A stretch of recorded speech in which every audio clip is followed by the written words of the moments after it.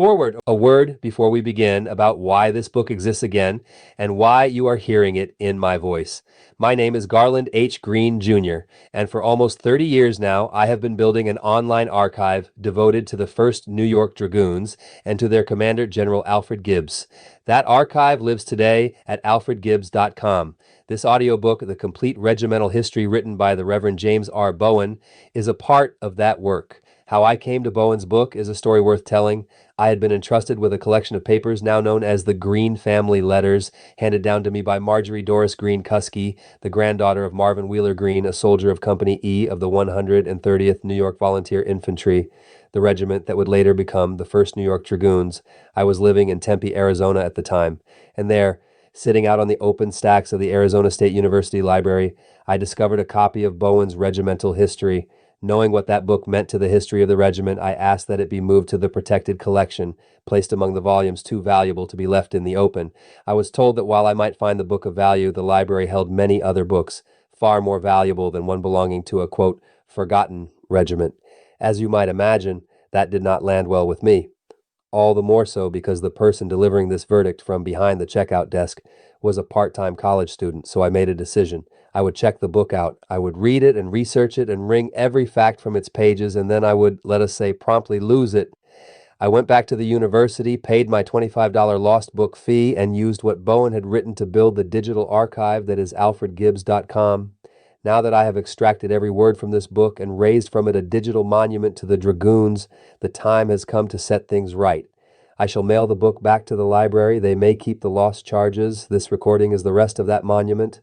Bowen's history given a living voice so that the men of the 1st New York Dragoons need not remain forgotten by anyone. Respectfully submitted, Garland H. Green, Jr., Semper Paratus. Let us begin. Preface. The preparation of this history has been carried forward with mingled feelings of pleasure and pain. In my really laborious search after historic material, I have been singularly carried back and have lived over those 3 eventful years of our regimental service. Like the successive presentations of a moving panorama, their scenes have vividly seemed to pass in review. Names of comrades with their forms and faces are recalled after the lapse of more than a third of a century, as if but yesterday. The battlefield with its movements of troops, the roar of cannon and rattle of small arms, the ringing commands of officers, the groans of the wounded and dying soldiers are again living realities. Looking back over a period of 38 checkered years, I behold a magnificent regiment with full ranks of patriotic young men taking their departure for the front. 3 years later, a portion return as battle-scarred veterans, some with a missing limb or serious wounds, and all more or less injured and life shortened by the exposures and hardships incident to Army experience. Today we gaze upon the fragments that survive. We are but the rear guard, the main body having crossed the dark river and pitched their shining tents, where glory guards with solemn rounds the bivouac of the dead. In this connection, a word as to why the history has been written so long after the ending of the war will be in place. Aside from the excellent little pamphlet prepared by Lieutenant J.N. Flint at the close of the war, we have no record of our splendid service as a regiment, although nearly every survivor has felt the desire for a more complete history. Several efforts in this direction have failed, although it is probable that had our beloved Major Smith been spared, he would have succeeded. Some of the material he collected has been utilized in this volume. Excellent contributions have also been received from Lieutenant Flint and many others. At our memorable reunion in Buffalo, the author heard many expressions of regret that our history should go unwritten. But who should undertake the task? No one more competent seemed disposed. So, after an extended correspondence, receiving many assurances of assistance and best wishes for my success, the work was entered upon with the knowledge that it would necessarily require a large degree of patience, perseverance, and hard labor, but I had then no conception of the difficult and burdensome undertaking before me. Explanatory circulars were sent to comrades whose addresses could be obtained with the request that each contribute some items of interest for the history. In answer to these personal appeals, much valuable data came to hand, gathered from carefully preserved Army letters, newspaper correspondence, old Army diaries, and from personal recollections. During our entire 3 years' service, it was my custom to write quite elaborate descriptions of our battles, raids, marches, and camp life for the gratification of friends at home or for publication in home newspapers. Fortunately, much of this material has been preserved and drawn upon in this work.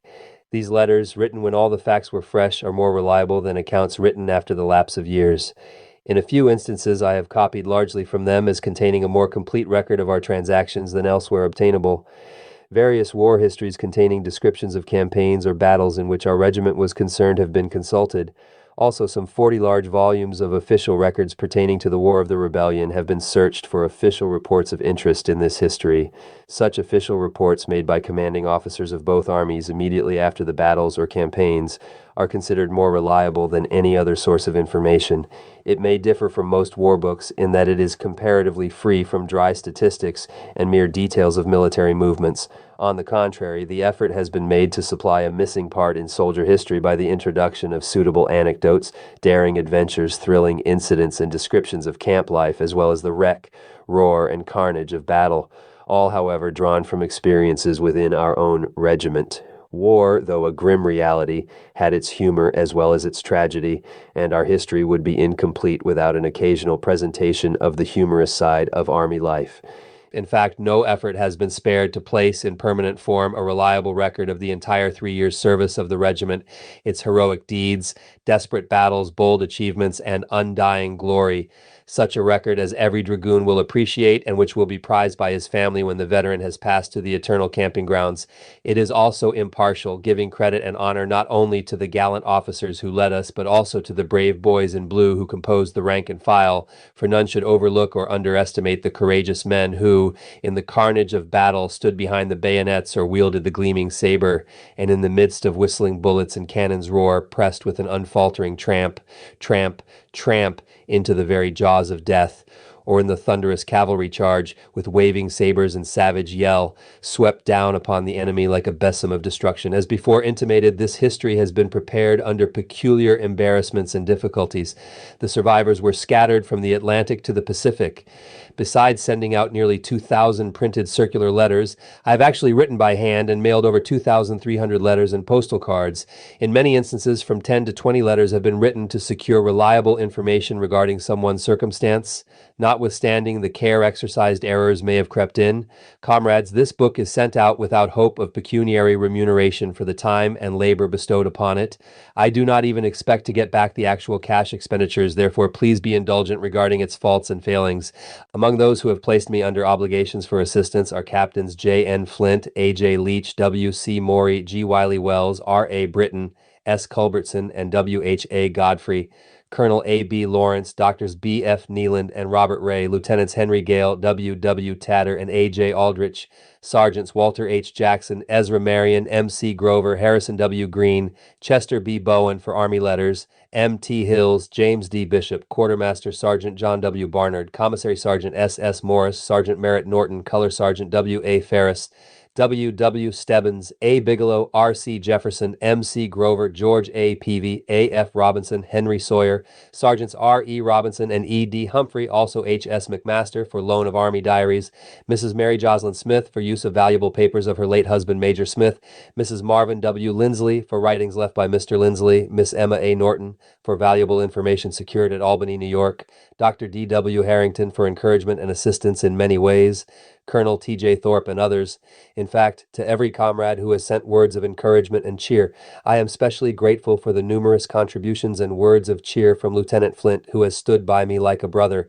Last but not least am I indebted to my faithful wife, without whose sympathy and cooperation during the weary weeks and months I should have given up in despair. J. R. B. Lyons, Michigan, June 1900.